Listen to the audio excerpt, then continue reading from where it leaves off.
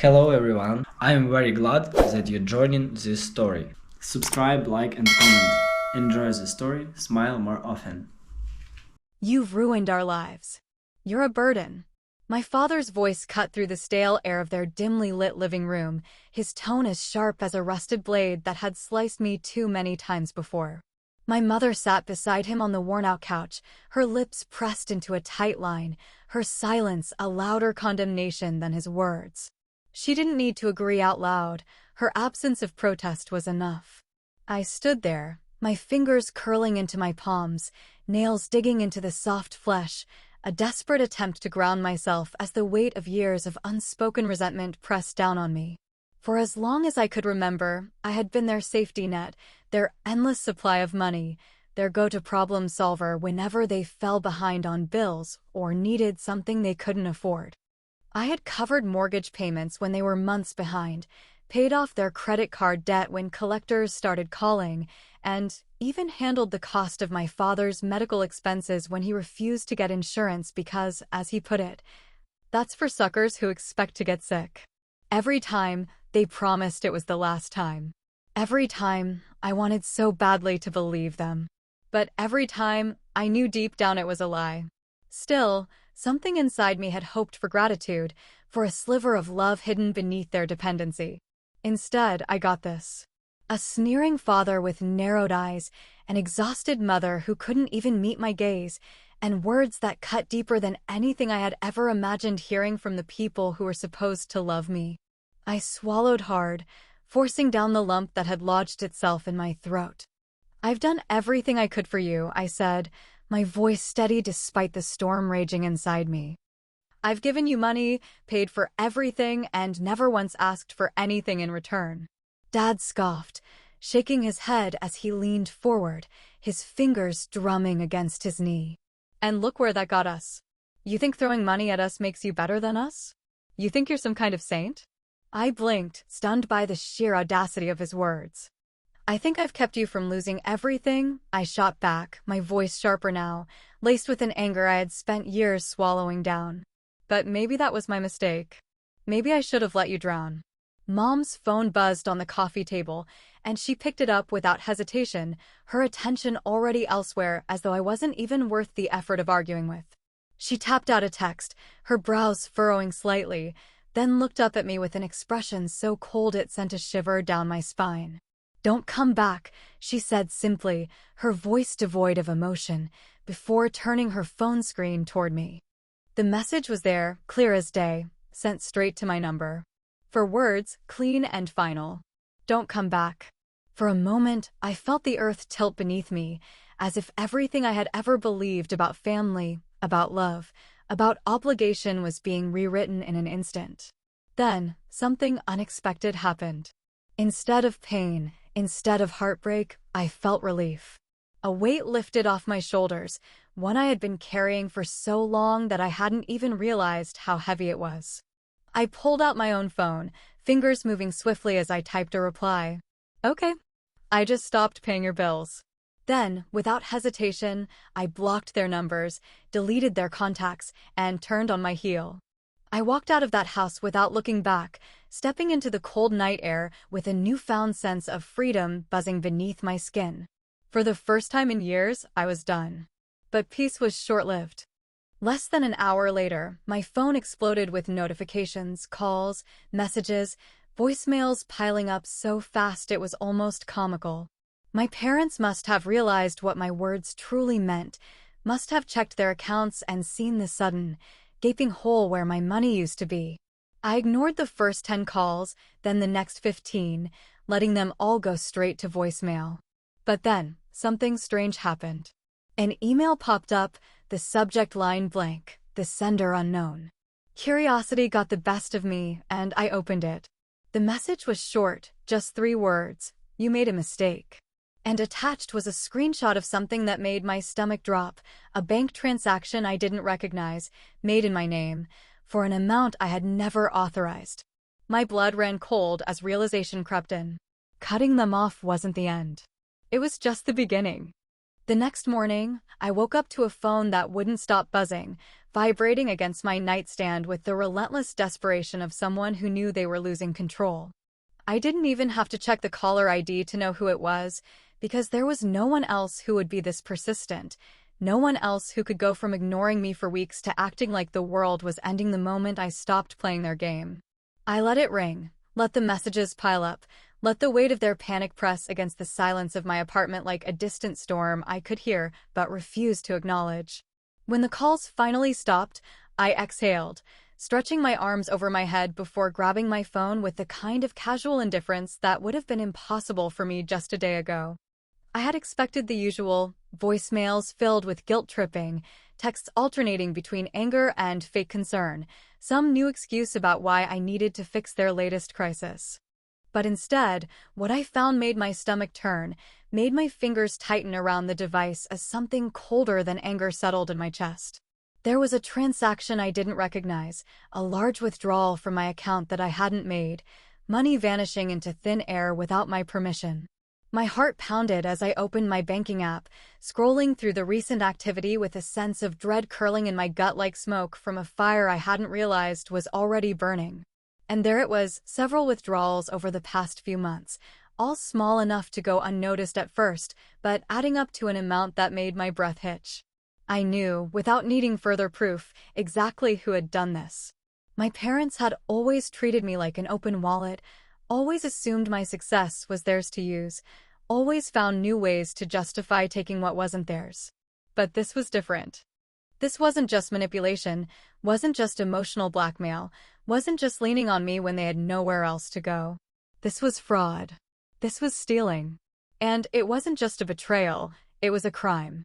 I clenched my jaw, my fingers tightening around the edges of my phone until my knuckles turned white, my mind racing through every possible scenario. They must have had access to my information, must have found some way to get into my accounts without me noticing. Maybe they had saved my details from a time when I had helped them before, or maybe they had taken paperwork from my old room when I wasn't looking. However they had done it, the message was clear. I had cut them off, and instead of accepting it, they had decided to take what they thought they were still entitled to. Something inside me shifted then, something sharp and unforgiving, something that had been waiting for the right moment to surface. I wasn't just going to shut them out anymore. I wasn't just going to walk away and let them keep living their lives off of me, off of my work, off of my trust. If they wanted to treat me like nothing more than a source of money, then I was going to show them exactly what it felt like to lose everything. I pulled up my bank's fraud department, filed a report with the kind of detached calm that came from knowing I had nothing left to lose, and then, for the first time in my life, I made a plan. A real plan. Not just a desperate attempt to escape, not just another cycle of giving in and hoping things would change, but a way to make sure they could never do this to me again. Later that evening, I found myself driving past their house, my fingers tapping against the steering wheel, my mind still calculating the next steps. I wasn't sure what I had expected to see, maybe some sign of their panic, maybe my father pacing the front yard with his phone in hand, maybe my mother watching the windows as if she could will me into coming back. But instead, my gaze landed on something that sent a jolt of shock through me, something that made me slam on the brakes before I even had time to think. A for sale sign. The house, the one I had helped them keep afloat for years, the one they had sworn they would never leave, the one they had always claimed was the only thing they had left, was up for sale. And they hadn't told me. My pulse pounded in my ears as 1,000 questions flooded my mind at once. Why were they selling now? Had they really run out of money so quickly, or was there something more they were hiding? And if they were willing to sell the house without a second thought, what else had they lied about? One thing was clear. This wasn't just about the money anymore. It never had been. And I was about to find out exactly what they had been keeping from me. The phone call came early in the morning, piercing through the quiet stillness of my apartment like an alarm I hadn't set, jolting me out of the restless half-sleep I had fallen into after hours of tossing and turning. I had ignored so many calls over the past few days, letting my parents scream into the void of my voicemail, refusing to give them the satisfaction of a response. But this number was unfamiliar, a long line of digits that didn't belong to them. A number that carried the weight of something serious before I had even answered.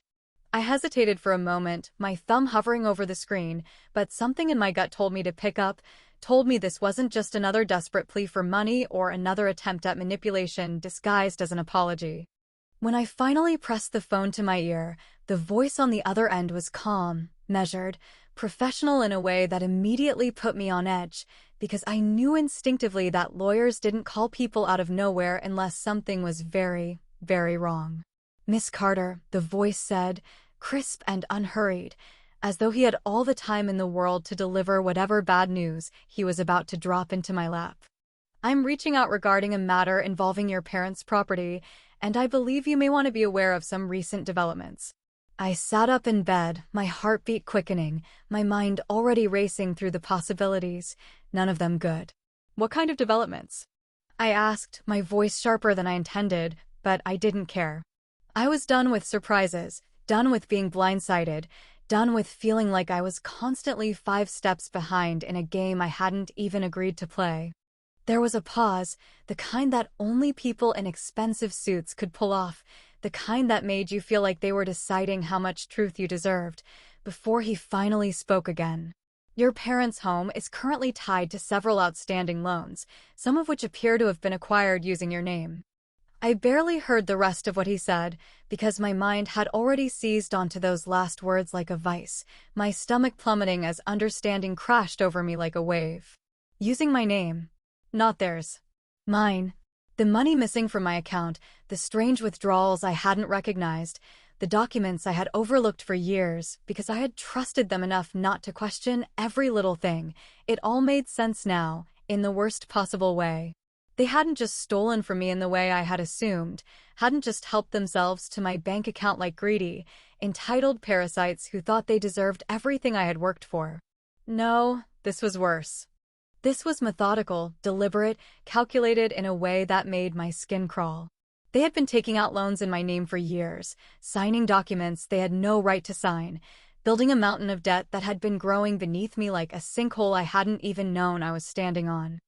I barely remembered ending the call, barely registered the moment I threw back the covers and climbed out of bed, my pulse hammering in my ears, my hands shaking with something that wasn't fear so much as fury.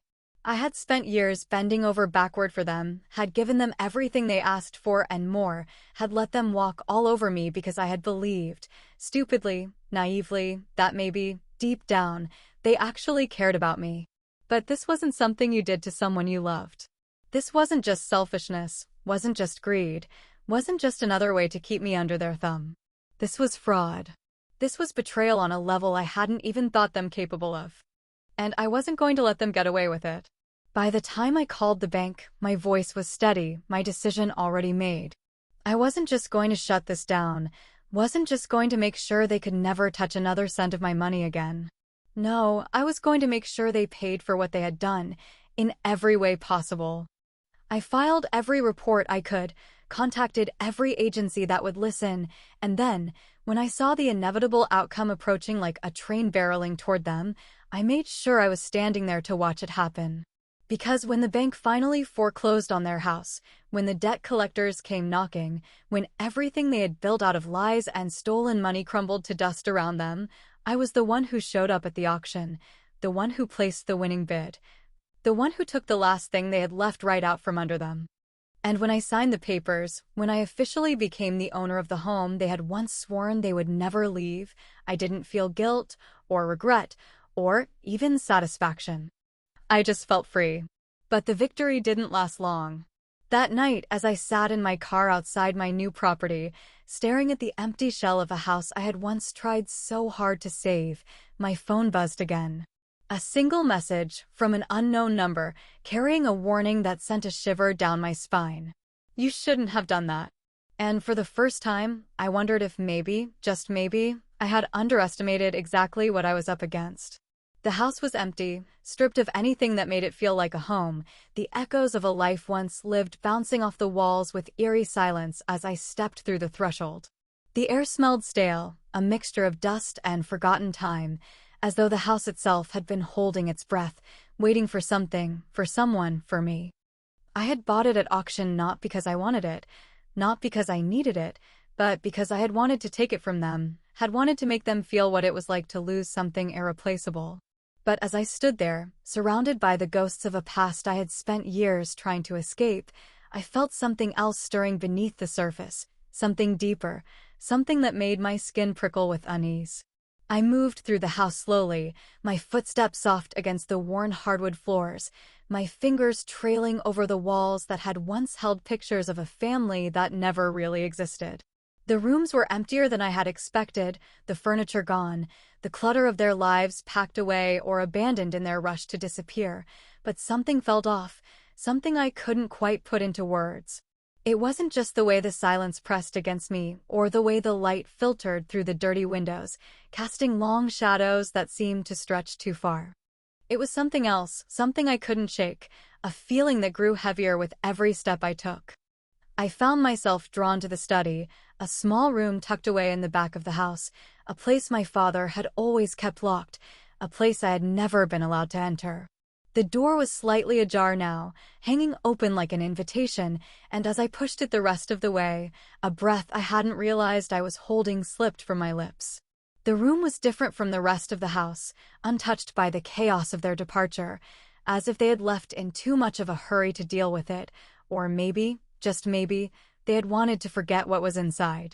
A single filing cabinet stood against the far wall, its drawers slightly open, papers sticking out at odd angles, as though someone had gone through them quickly, desperately, searching for something but failing to find it. My pulse quickened as I stepped closer, my fingers shaking slightly as I reached for the top drawer, pulling it open with a slow, deliberate motion. Inside, among the crumpled receipts and unpaid bills, was something that didn't belong, something that sent a chill down my spine the moment I touched it. A small, yellowed envelope, its edges worn with age, my father's handwriting scrawled across the front in letters that looked rushed, almost frantic. My hands trembled as I turned it over, sliding my finger under the flap, pulling out the single sheet of paper folded inside. The letter was short, the words clipped and hurried, as if written by someone who had been afraid of being caught. "We can't keep this here anymore. It's too dangerous. If anyone finds out, we're finished. You know where to take it." There was no signature, no date, no explanation, just those few ominous sentences scrawled in ink that had faded over time. My breath came faster now, my mind racing, trying to make sense of what I was reading, of what my father had been so afraid of.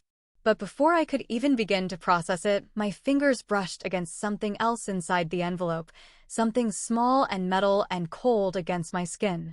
A key. It was old, its surface worn smooth, the kind of key that belonged to something important, something hidden, something that had been locked away for a reason. I stared at it, my heart hammering in my chest, and for the first time since I had bought this house, I felt something close to fear.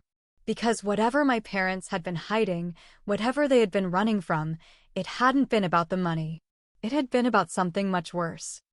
I spent the next few hours searching, my hands moving through the drawers, through the closets, through the spaces where the floorboards felt loose beneath my feet, but it wasn't until I found myself in the basement that the truth finally started to take shape. The air was colder down there, damp and heavy, and as I ran my fingers along the walls, something shifted beneath my touch, a panel that wasn't quite flush, a hidden seam that hadn't been meant to be found. With a deep breath, I pressed against it, my fingers wrapping around the edge, pulling it open with a slow creak that echoed in the stillness. Behind it was a small, locked compartment, and as I lifted the key, as I slid it into place, as I turned it with a click that sounded too loud in the quiet, I knew without a doubt, that whatever was inside was going to change everything. The box was filled with old newspaper clippings, their edges yellowed with age, their headlines bold and damning. Missing girl still unfound. Family holds out hope. The name in the article made my breath catch. She had been 17 when she disappeared. And the last place she had been seen? This house. My stomach twisted as I read through the details, the dates, the witness statements, the police reports that led nowhere, the speculation that had faded over time until she became just another name on a long list of unsolved cases. But as I sifted through the articles, through the notes, through the pieces of a puzzle I hadn't even known existed. My phone buzzed against my thigh, the vibration sending a jolt of unease through me. I pulled it out, my hands still trembling, my breath still uneven, my heart still pounding in my ears. A single message. Walk away or you'll regret it. And for the first time, I wasn't sure if I could. I sat in my car outside the house that was no longer my parents', but technically mine, gripping my phone so tightly that my knuckles turned white, my breath coming in short, shallow bursts as I stared at the message on my screen. The words "walk away" or "you'll regret it" were still burning in my mind, but instead of fear, all I felt was a deep, burning rage that settled in my stomach like a stone. Someone wanted me to stop digging. Someone wanted me to forget what I had found, but they had no idea who they were dealing with because I wasn't the same person I had been when I first walked into that house, and I sure as hell wasn't about to back down now. With my hands still shaking, I opened my laptop and started composing an email, my fingers flying over the keyboard as I gathered everything I had found: the forged loan documents, the missing girls' case files, the newspaper clippings that had been hidden away for years, the letter that proved my father had been involved in something much worse than just stealing my money. I wasn't stupid enough to go to the police first, not when I had seen too many stories of cases that got buried, too many families who never got the justice they deserved because someone in power decided it wasn't worth their time. Instead, I reached out to a journalist I knew had a reputation for exposing corruption, someone who wouldn't be afraid to put everything in the spotlight before anyone had a chance to cover it up. It took less than an hour for them to respond, their message short and direct, asking me to meet in a public place with all the evidence I had. I knew I was walking into something dangerous, knew that whatever my father had been involved in was bigger than just him, but I also knew that I had no choice but to see it through.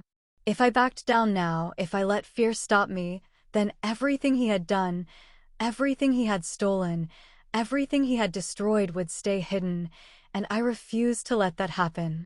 The meeting was set for the next day, but I didn't sleep that night, didn't even try, my mind too wired, my body too tense, my thoughts looping in endless circles as I tried to prepare for whatever came next.